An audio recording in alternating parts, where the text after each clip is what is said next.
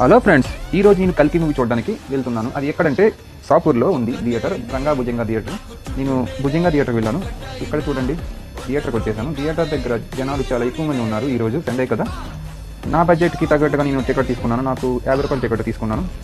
ఎవరు లేరు, ఫస్ట్ నేనే వెళ్తున్నాను. చూడండి లోపలికి, అక్కడ 50 రూపీస్ టికెట్ అయితే తీసుకున్నాను. ఇప్పుడు లోపలికి వెళ్ళిపోతున్నాను.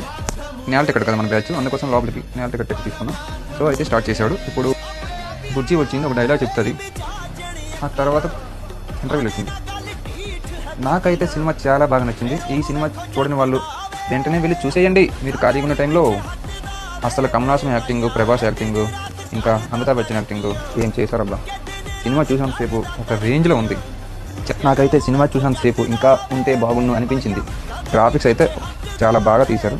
ఈ సినిమాలో ప్రభాస్ యొక్క కోరిక ఏమిటంటే, ఒక కాంప్లెక్స్ ఉంటుంది. కాంప్లెక్స్ అంటే ఒక సిటీ లాంటిది. అక్కడ అన్ని వాటర్, ఫుడ్ అన్నీ